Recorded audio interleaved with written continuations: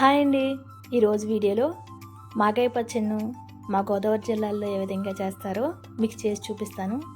నేను ఇక్కడ పచ్చి మామిడికాయలను తొక్క తీసేసుకుని పొడవుగా ముక్కలుగా కట్ చేసుకుని ఎండలో ఆరబెట్టుకున్నాను. అలాగే ఉప్పును కూడా ఆరబెట్టుకోవాలి. తర్వాత 1 టేబుల్ స్పూన్ మెంతులు, 1 టేబుల్ స్పూన్ జీలకర్ర వేసుకుని ఫ్రై చేసుకోవాలి. తర్వాత వీటిని పౌడర్గా చేసుకుని పక్కన పెట్టేసుకుందాం. ఆరిన మామిడి ముక్కలను ఒక కప్పులు వేసుకుని కొలతలుగా వేసుకుంటున్నాను. నాకు ఇక్కడ కొలుచుకుంటే 4 కప్పులు మామిడి ముక్కలు అయ్యాయి.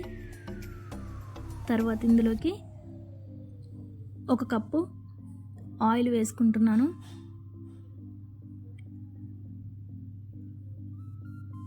నువ్వుల నూనె తీసుకున్నానండి.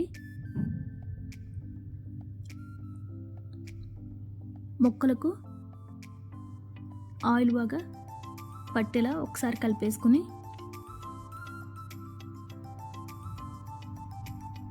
ఆయిల్ సరిపోతే తర్వాత వేసుకోవచ్చు.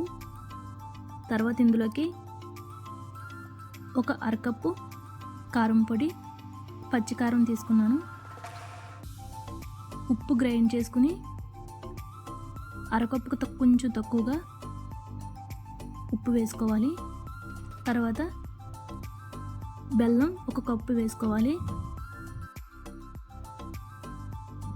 పౌడర్ చేసి పెట్టుకున్న మెంతులు, జీలకర్ర పౌడర్ని కూడా వేసేసుకోవాలి.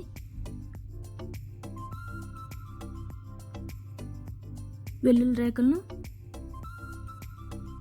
1 అరకప్పు వేసుకోవాలి.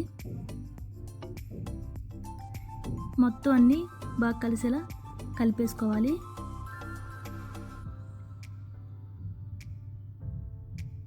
ఈ విధంగా పచ్చడిని పెట్టుకుంటే సంవత్సరం పొడుగునా మాగాయ పచ్చడి అన్నంలోకి, టిఫిన్లోకి చాలా రుచిగా ఉంటుందండి. ఇలా మొత్తం కలిపేసుకున్న పచ్చడిని ఎండలో పెట్టుకోవాలి. ఒక 3 రోజుల తర్వాత పచ్చడి బాగా ఊరుతుంది. చూసారా, ఎంతో టేస్టీగా ఉండే మాగాయ పచ్చడి.